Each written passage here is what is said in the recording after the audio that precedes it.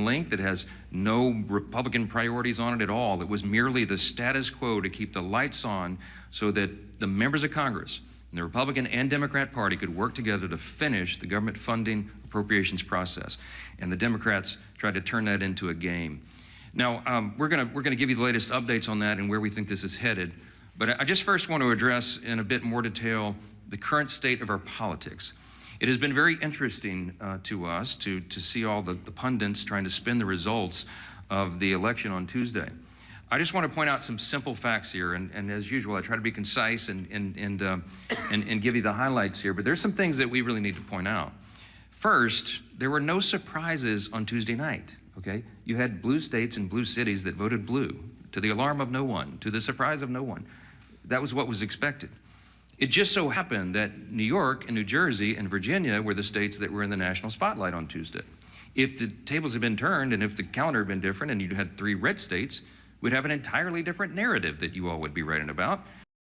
Don't lose the simple facts. Second, the big headline that everyone is writing about appropriately is that the future of the Democrats was set in New York City. A 34-year-old Marxist is now the leader of the Democratic Party. And it is a very dangerous road for them to go down. I want to say this because a lot's been said about the Mamdani campaign. It is very easy to run and win as a socialist, right? All you do is promise everything to everyone for free. What a great message that is. Boy, that really resonates for people who don't study history. And while you're making all those promises, you hope that they never realize the trap that you're actually setting, the impossibility of fulfilling your fantastical claims and dreams, and the extreme danger and chaos that would result if you ever could. When you run as a socialist, you have to hope that they never understand that this will lead to the inevitable loss of their freedom, their opportunity, and their security, the loss of meritocracy and fairness in society, the loss of colorblindness, and the loss of emphasis on character, and the morality and the personal incentive and the common sense that we rely upon to keep a republic in operation. If you run as a socialist, you run on a big list of false claims. You promise everything to everyone and you can't deliver, and if you were ever able to deliver, it will be to the great detriment of the very people that you lured in to vote for you. Third fact about the election on Tuesday night is that the Democrats, and you all are not writing about this and you should be, not writing enough about it, the Democrats have now set themselves on a collision course in their own tent.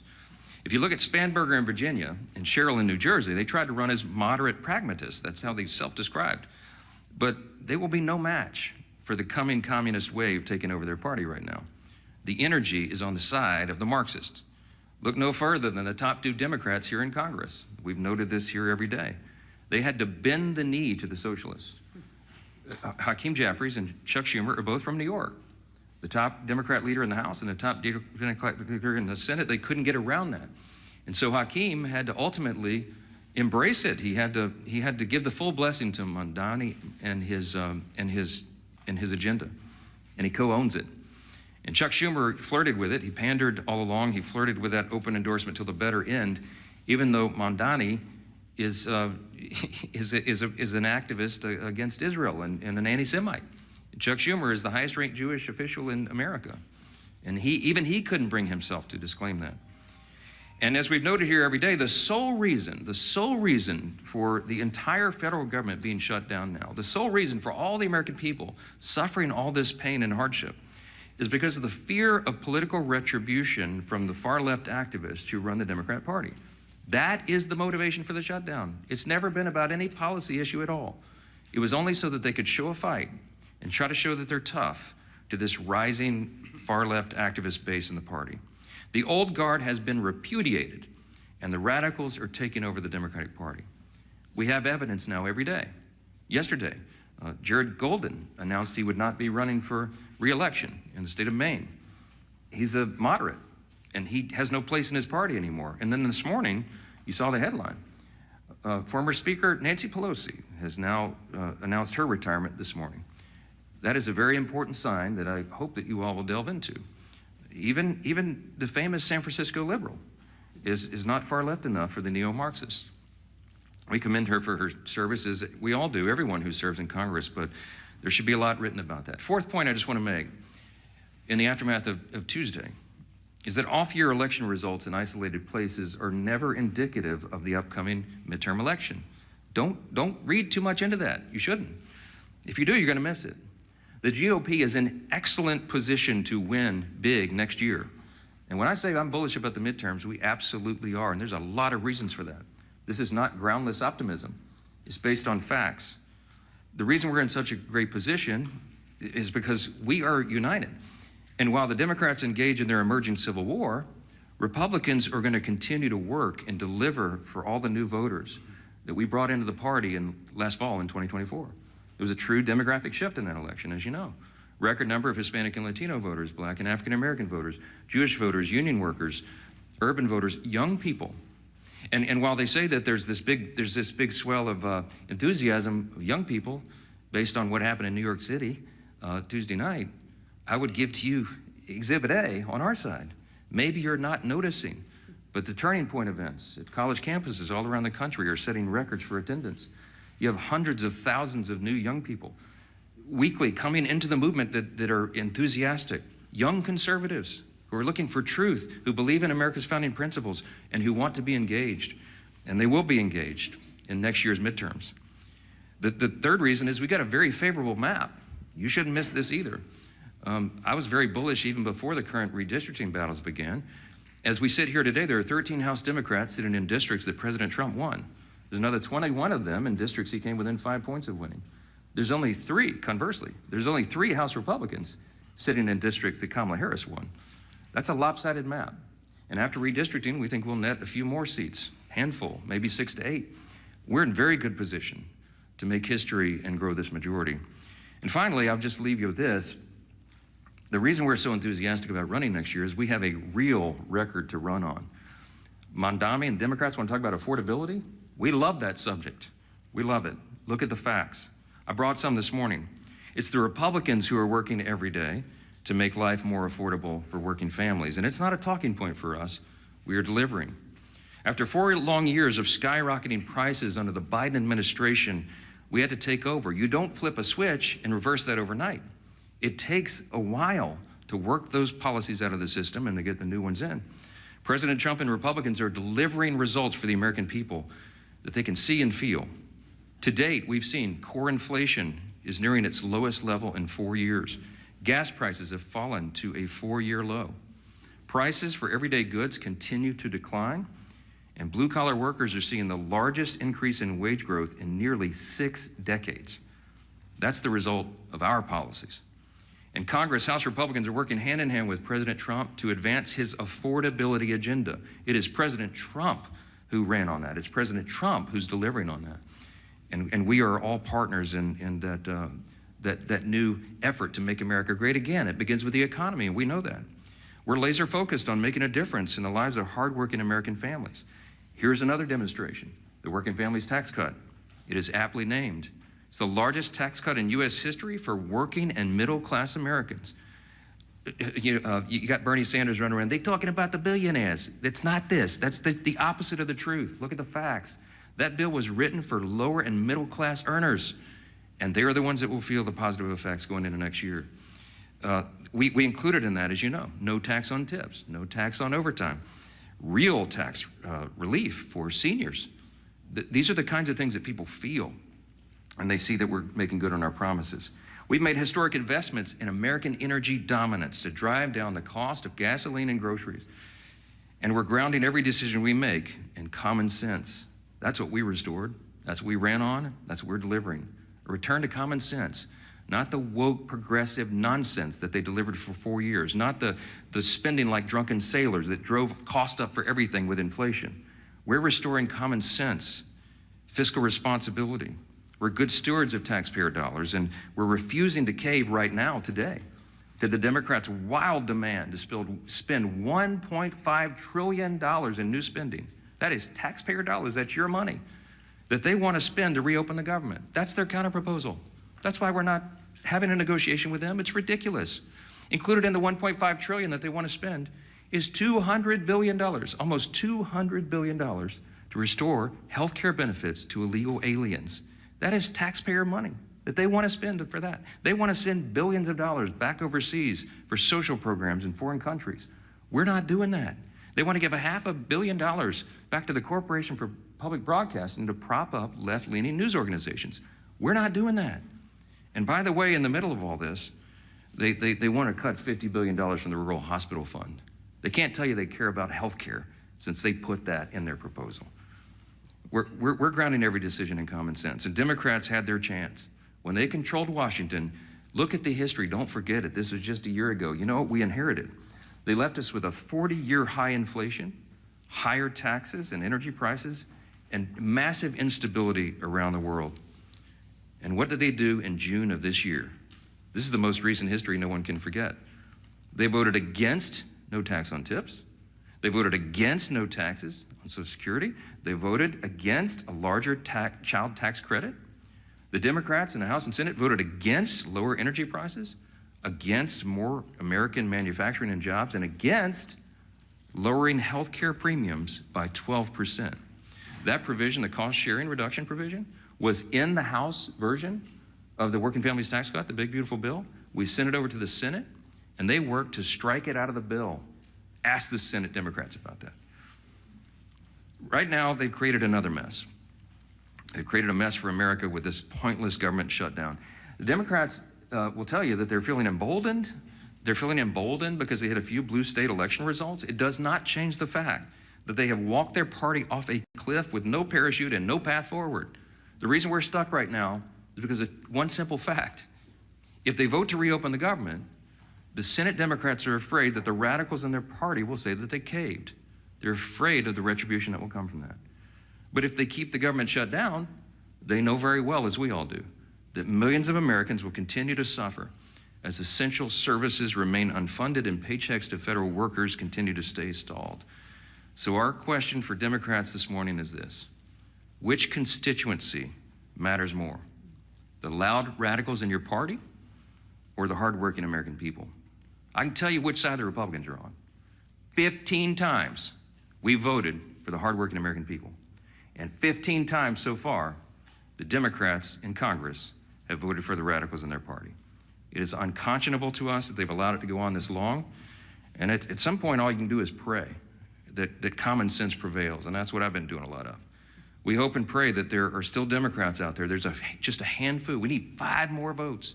5 centrist, common sense Democrats in the Senate to come to those senses and do the right thing. It's time for them to put their country first. I'm delighted to introduce the next speaker, and he's a congressman from Miami. He's a former mayor of the county down there, and he has been in charge. He served as a police officer, but he was the chief of the fire department down there. I mean, the guy's resume is longer than almost anybody in Congress, and as a son of a firefighter, I always take personal delight in reminding everybody he's the only career firefighter paramedic in Congress. He's doing a great job, and he serves as vice chairman of the Republican Governance Group, one of our largest and most active caucuses I mentioned, and we're truly grateful to have him here to discuss some of these consequences of the government shutdown. Glad to have you. Carlos, come on up. Thank you. Thank you, brother. Thank you, Mr. Speaker. And if you indulge me, I think you brought me up here to talk about the shutdown, but I will stray a little bit. I'm the only Cuban-born member of Congress. That means I was born in Cuba. I was not born here in the United States. I didn't speak a word of English until I got here. I was 7 years old. And the reason I'm here is that my parents brought me here seeking freedom. Freedom from communism, freedom from a Marxist regime. And so I can tell you that I know a communist and a Marxist when I see one. They may call themselves socialists, they may call themselves a democratic socialist, but make no mistake, Mondami in New York, he's a Marxist. And the thing that bothers me is he's very proud to say, well, I'm young, I'm this, I'm that, I'm Muslim. Hey, I understand you can be proud of that. But then, if you're so proud, don't call yourself a democratic socialist. You are a Marxist. Go ahead, tell people exactly who you are. He couldn't, and he can't, because he knew he wouldn't get elected. But I hope that the people of New York do not suffer the same consequences that my homeland of Cuba has suffered. Castro and the Castro regime destroyed my homeland. They can't even keep the lights on. They don't have food, they don't have medicine, they can't keep the lights on. It's a total disaster of an island, a beautiful island that actually had the second highest standard of living in the Western Hemisphere when the regime took over.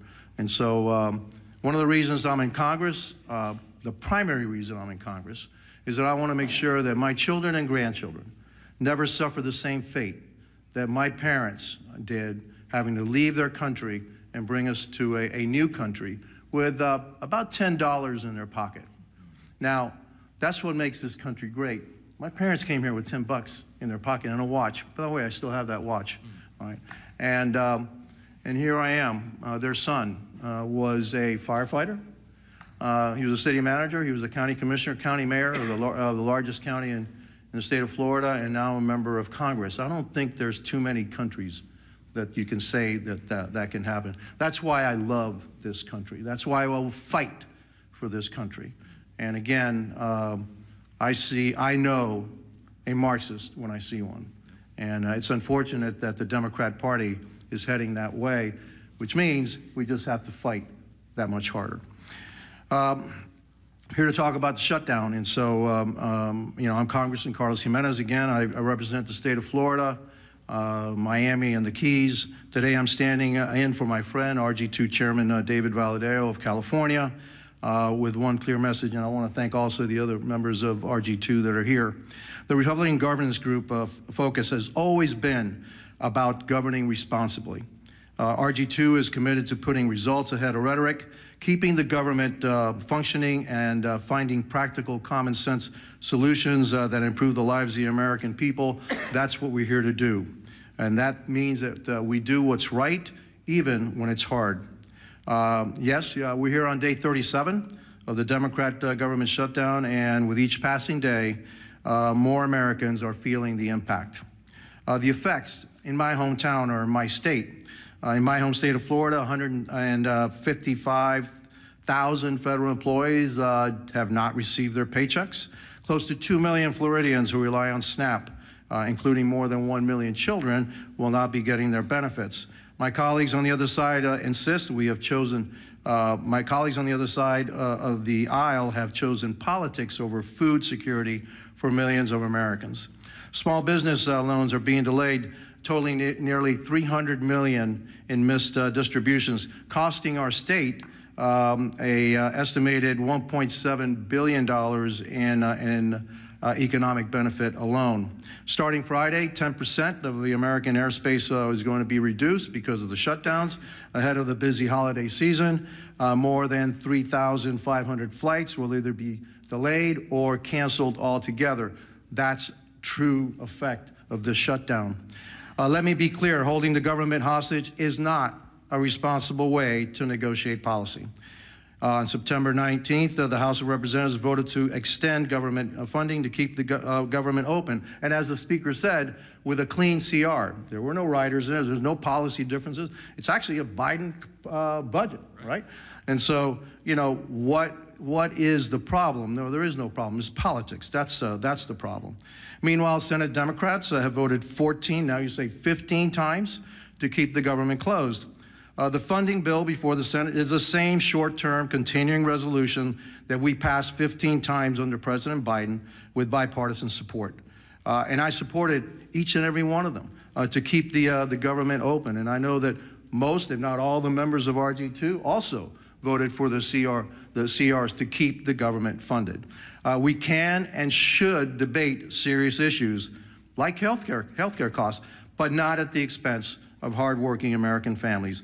I urge my Senate Democrat colleagues to pass the continuing resolution so that we can reopen the government and return to the table to negotiate real solutions. History shows that when Congress works together, we can find solutions without inflicting pain on the American people. I urge Senate Democrats again to reopen the government, end the suffering, and then join us in crafting meaningful bipartisan policy meant to improve the lives of everyday Americans. That's how we govern responsibly, and that's how we serve the American people. And I want to thank you for giving me the opportunity, And I guess now I want to turn the dais over to our Majority Leader, Steve Scalise.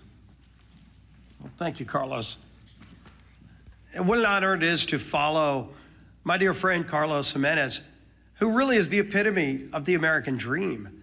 You know, when you hear stories like his, sad stories, the root of it, having to flee your home country because Cuba fell to Marxism, to communism.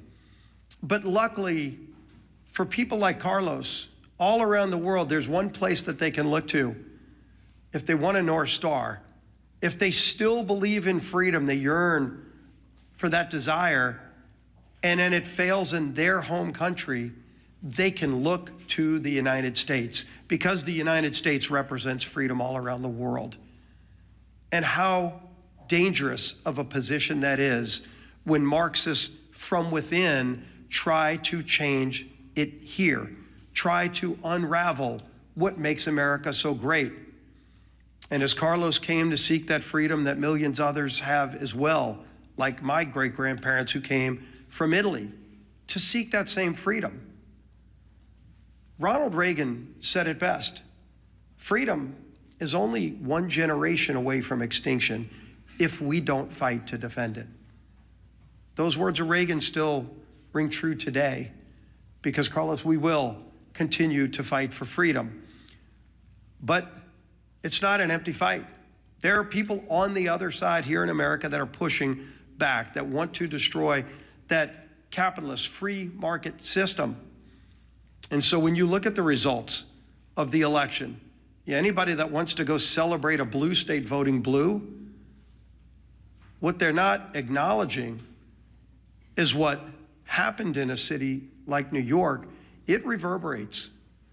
When New York elects a Marxist as their mayor, there are other Democrats that are now looking and saying, does the Democrat Party represent me anymore?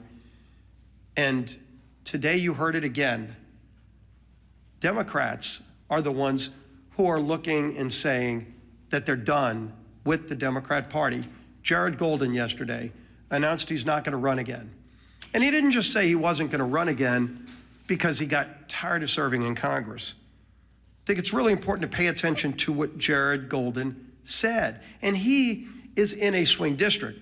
Jared Golden is one of those moderate Democrats who represents maybe the old Democrat Party now, what was discarded by the voters on Democrat cities and states. But it's not where America is.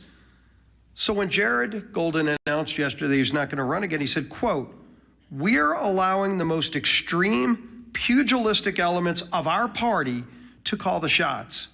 Just look again at the shutdown. For as long as I can remember, we have opposed shutting down the government over policy disputes. We criticized Republicans for taking hostages this way." That was Jared Golden explaining why he's done with being a Democrat in Congress. And when the Democrat Party no longer stands for common sense, for members that do on occasion reach across the aisle, they're going to be relegated to a scrap heap of history, because America is not a socialist nation. While the Democrat Party has turned their leadership structure over to a socialist, it's not where America is. And if they're running people like Jared Golden out of their party, they can go celebrate the results of last night's election. Again, if Alabama held an election also Tuesday, and gee whiz, a Republican governor was elected governor of Alabama, would anybody be writing a story about it? Of course not. So let them go celebrate New Jersey electing a Democrat governor, New York City electing a Democrat. The real concern is that the Cuomo wing of the Democrat Party got destroyed by the Mondami wing of the Democrat Party. And if they want to call that a victory, good luck. Something tells me they're not going to be sending Mondami to swing districts around America. He's not going to Maine. Let Mondami go to Maine for that now open seat in Congress, a 50-50 district. Will they be sending Mondami to those kind of swing districts? Colorado, where somebody like Gabe Evans represents, is Mondami going to be going there? Because that's where their party is now headed. And they chose that. But America is not embracing that form of socialism. We know what you get from socialism. You get the promises of free everything. But Americans know innately there's no such thing as a free lunch. All you end up with, the results, are the hollow promises and the failures that come with those promises, because you know you get what you pay for. And somebody else is going to have to pay for that free thing. And a lot of those rich people they love denouncing are leaving. Many have already left. So even when they go raise taxes even more with the highest rates you can imagine, who's going to pay those higher rates? It's not going to be the millionaires and billionaires. Many of them have already left. It's going to be hardworking families in New York City. Good news for you, you might be making $100,000 a year. By the way, a police officer married to a school teacher makes more than that in New York City. They're going to be the quote unquote rich who get the higher taxes and the free buses and the grocery stores that are run by the government with empty shelves and expired food. That's what they're going to get. But the rest of America is not going to have it. So while Democrats keep the government shut down, and they brag about it, I mean, you heard Senator Murphy yesterday, quote, "I think we're in an enormously strong position right now." Strong position? What's so strong about taking food out of the mouths of 42 American families? What is strong about that, Senator? Sure, you can vote again today to keep the government shut down, but there's nothing strong about denying food to people who are low income and who can't afford it. That's a weak place to be. But that's what they're bragging about. When, as we saw, the transportation secretary yesterday said 10% of flights are going to have to be cut back because we don't have enough air traffic controllers because Democrats chose not to pay them. And so people are getting ready to go travel to see their family, hopefully, for Thanksgiving. But they're not going to be able to get that flight. They're going to have to leave a day or two earlier to drive. Maybe they won't be able to fly. But don't worry. Some Democrat senator thinks he's in a stronger position because he's now leveraged Americans as pawns in some game. That's what they think this is. It's disgusting. And the American people are catching on. And so while Democrats applaud socialism being the new wave of their party, the few common sense Democrats left in their party are leaving, running for the exits. Well, you might be able to leave New York City and go to Florida or Texas or somewhere else, but if they destroy America, there's nowhere else to go. That's why we're going to fight for freedom every single day, and their approach to Marxism, socialism, whatever you want to call it, will not prevail in America. Our whip, Tom Emmer.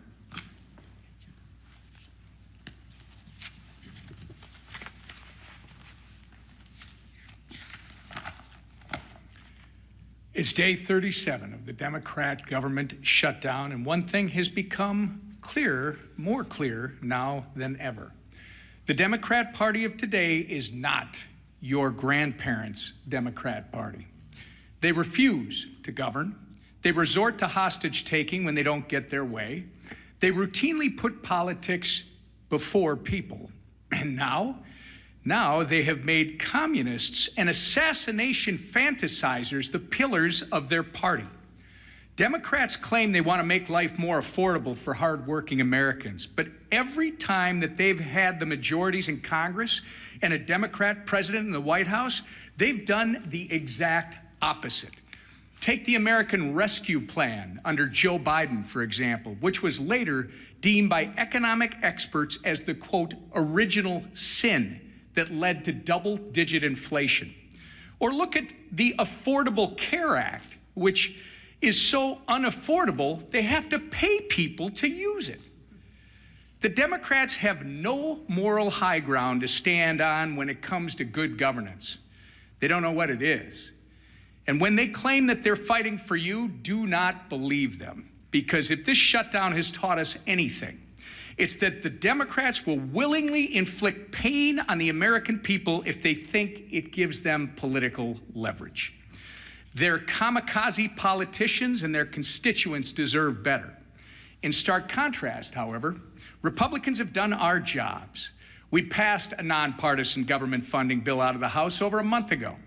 All we need, as the Speaker said earlier, is just 5 Democrats in the Senate to grow a spine, stand up to the radicals in their party, and join us in getting our clean CR to the president's desk. Enough is enough. It's past time for Democrats to end the political games and reopen the government for the people they were elected to serve. Our conference chair, Lisa McClain. Thank you. Well, good morning, everybody. Again, here we are. Yesterday, Americans woke up to an unthinkable reality. And Carlos touched on it earlier. A communist was elected mayor in America's largest city. How did this happen? Ask yourself, how did this happen? It happened because a small socialist portion of this country took control of the Democrat Party. A party that is now apparently united behind a socialist agenda. And slogans always seem to start with the same word: free. Free food, free rent, free buses, right? I feel like I'm at an Oprah Winfrey show. You get a car and you get a car. Well, this isn't the Oprah Winfrey show. And like many of you, my parents taught me a really good lesson when I was young. Nothing is free. Everything comes with a cost. Absolutely nothing is free. We all learned that. Look no further than the Democrats' disastrous shutdown plan. They want to give free health care to illegals. Come to our country. We'll give you, illegally mind you, we'll give you free health care on the backs of hard-working Americans.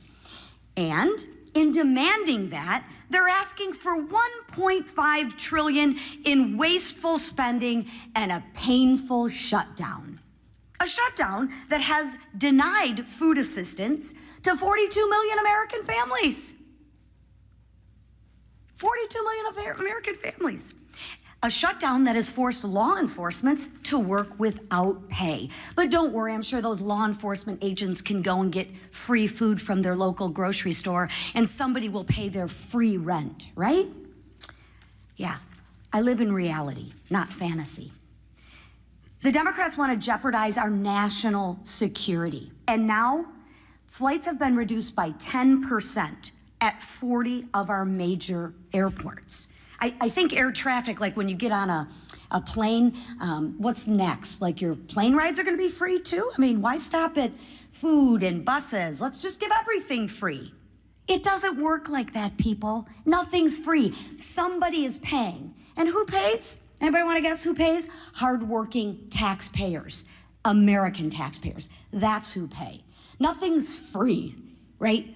Nothing is free. Look at your Republican leaders. Just compare and contrast. That's why we voted more than a month ago to actually fund the government. That's why we've been working in our districts to help those that are suffering. And that's why we are delivering real results that drive down gas prices and drive down mortgage rates and drive down the price of eggs. No one's reporting on the price of eggs anymore, right? Now, not for illegals, not for radicals, and not for communists who despise this country, but for the men and women who love America, like Carlos and his family who came over. And let's keep it that way. And let's make sure that we keep America strong every day. So to the Democrats, let me be clear. Republicans will still be there when your communist lawmakers aren't. And when your communist kingmakers finally give you permission to put Americans first again. Republicans will still be here. We'll still be here when your socialist experiment collapses, because it always does. And we'll still be standing shoulder to shoulder with the hardworking Americans who aren't demanding free groceries, free buses, free rent. No, we will be standing shoulder to shoulder, demanding nothing less than freedom. That is what Republicans demand, freedom. Because that's what makes this country great. Not socialism, not government control, but freedom. Thank you. All right, questions? Yeah, go ahead. Go ahead. The Supreme Court, and specifically Justice Gorsuch yesterday, seemed concerned about the Trump administration's usurping congressional authority, calling it a, quote, one-way ratchet that can't be turned back. What's your response to that? Are the justices right to be concerned that Congress isn't fulfilling its constitutional obligations? I don't find myself in disagreement with Justice Gorsuch too often, but I think he's missed the mark on this one. First of all, I don't think you should read too much into the questioning that you heard at the Supreme Court. I mean, this is part of judicial review. It's a cherished part of that tradition. I used to be one of those litigators. I did constitutional law oral argument, and I would have liked to have argued that case yesterday, because I think the law is clearly on the side of what the administration has done. I'll remind you that I'm a jealous guardian of Article 1. You know, the legislative branch of government in our constitutional system is the most important. It was placed first in prominence. And that's true. And while Congress has a role to play in tariffs and related trade and economic policy, the executive branch does as well. And I think the president has used that well within the bounds of what he's allowed to do, because he's addressing what was truly a crisis for the country. The trade disparity had gone on for decades. It was creating a real imbalance, and it was adversely affecting American people and consumers. Remember that he ran on this idea. He talked about tariffs on the campaign trail, and he got a popular and electoral college mandate in the election. So this is not some surprise. He's fulfilling the promise that he was elected to fulfill in a literal sense. So I think the court has to give deference to that. I think the court has to recognize the executive is doing what they're doing. He's using tariffs to create leverage in our trade strategy, and it is yielding great results for the American people. And heaven forbid if it were reversed, because it would create chaos, which is one of the questions I think Justice Barrett asked, my old friend from Louisiana. I mean, that was an important question, because it would set back all of the strategy and the trade agreements and a lot of the things that have been accomplished for the people. So in summary, I would say, don't read too much into the questions. This is how the process works. I'm sure the court will look at this very carefully and deliberately, as they do, and I expect that we'll have a majority of the court that says that this administration is doing what they have the legal authority to do. If I felt like the executive branch had overstepped its bounds on trade or on the tariffs or something, I would have stepped in. I mean, that's my job as the Speaker of the House over the legislative branch. I would have done it in my own way, to be candid. I would have gone to the president privately and said, hey, sir, enough. I think you're overstepped the bounds. Let's try to figure that out. I wouldn't have publicly had a big spat with him, because it wouldn't have been necessary. But that conversation didn't happen, because I believe that what he's done is well within the bounds. And so we'll see what the court does. Yes? Thanks, Mr. Speaker. Leader Thune has said on a number of occasions that in exchange for reopening the government, he will promise Democrats a vote on ACA subsidies by a date certain. Will you do the same now? He promised it a long time ago, and he was rebuffed. I mean, that's not what this is about. I mean, they've demonstrated over and over and over. Somebody said this is the Seinfeld shutdown. It's about nothing. If you brought in 100 Senate and House Democrats right now and said, what is it about? They wouldn't even give you the same answer. They don't even know. They filed a counter proposal that's $1.5 trillion in new spending with all the crazy abuses that I listed earlier today. That's still sitting out there. That's the counter proposal. Then they tried to say it was about health care. That was never the issue for the September 30th fiscal cliff. That was always a December issue. We always knew, everybody in the building knew, we were going to have to wrestle through that and come to a consensus on a solution on the COVID-era Obamacare subsidies in October, November, December. And ironically, they're eating up all the clock where that would have been done. It's not about any of this. It's about politics, as we explained earlier. They are more afraid of the radical activists who are running the Democratic Party right now than they are of starving families, having families go hungry and having federal workers go without paychecks. That's just a simple fact. So yes, Leader Thune has bent over backwards. He's offered them a vote. You know what they told him in response? No, we need you to guarantee the outcome of that vote. Well, that's ridiculous. That can't be done. The House is funded from the Senate. Will you assure the House members that they'll get a vote?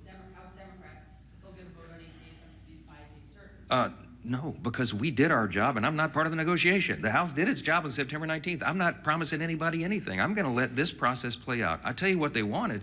I'll tell you what Schumer and Jeffries wanted. In fact, Chuck Schumer said it publicly and decried that Thune and I would not go in a back room with them and make a four corners agreement on Obamacare subsidies. And I said, there's no way. That it was never possible or appropriate for that to be handled on a CR, on a short-term stopgap funding measure. And he knows that. And we're not doing that anymore. We're not taking four corners, four leaders in a back room and making a deal and hoisting it upon the people. I'm not going to be a part of that. Chuck Schumer is part of the old way this was done, and that's part of the reason why people have such a lack of trust in Congress. We need to be transparent, open. We need to do it through the process. We need to involve and engage all of our caucuses and all of our members in this discussion.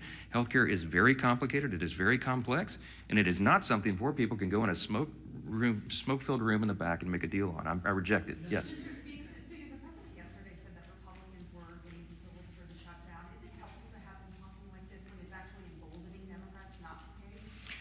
Look, I've spoken with the president about it.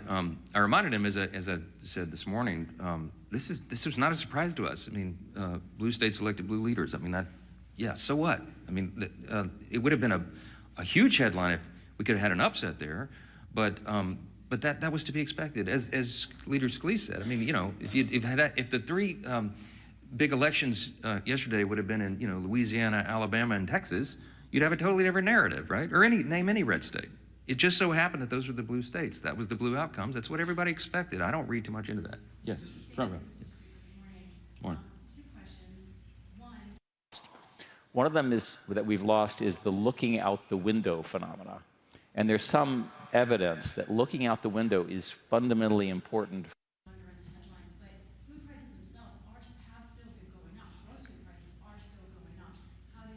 Yeah, but the USDA has reported, and all of the economists have shown, food prices always go up. There's an inflationary level that's built into grocery prices, but they're going up at a much slower pace. In other words, the economic policies, even though all the provisions of the Working Families Tax Cut have not yet been implemented, that's going to make a dramatic effect. It's going to be like jet fuel to the economy. We have all these pro-growth policies that will bring down costs, increase wages, increase jobs, and more access to the economic rung so that more people can climb up the ladder. But in the meantime, even the fact that we have made these positive steps and momentum, grocery prices are rising at their slowest level in many years. You should look into that. So, I mean, that is an exhibit C, and the argument that it's Republican policies that are the only thing that's going to bring that down. The reason that your grocery prices are so high, it's multifaceted. But it's because we had 4 years of Bidenomics. Remember when they tried to tell you that Bidenomics was so good for you and your family? And everybody went, what are you talking about? That's part of the reason we shellacked them in the election last fall, because they were trying to sell you a bill of goods that wasn't true. And the reason that inflation rose is because, as was noted earlier, the big signature pieces of legislation that they passed in the Biden administration were disastrous for the economy. And it made inflation rise rapidly. Why? Because when you pour more dollars into the economy, that is the effect. It's just as sure as gravity. It's basic economics. And the Marxists and the socialists who are taking over the Democratic Party turn a blind eye to the reality of basic economics. And you're going to see the effects of that as well. Yes?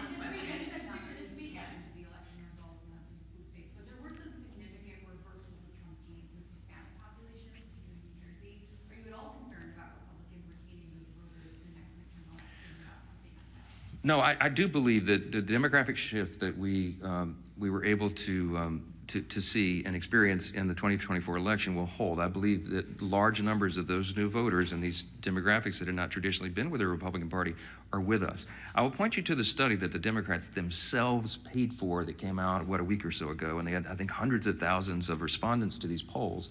And the Democrats determined in their own analysis that they are regarded as weak, woke, and out of touch with the people, okay? That's why they lost last November, and that's why they're gonna lose this coming November, okay? As Carlos Jimenez said, as a Cuban who came here, his family immigrated here, he came here when he was 7, This is the American dream. I know that the Hispanic and Latino populations across this country understand which party is delivering for them, and they're going to feel that positive effect. They're going to feel increased wages and more opportunity, and before they get to that election next fall. And that's why we did the big, beautiful bill, the Working Families Tax Cut, so early in the year, because we wanted that to really take hold after the beginning of the year so that people will feel that. And we're convinced they will, and I think that's going to inure to our benefit. Thank you all so much.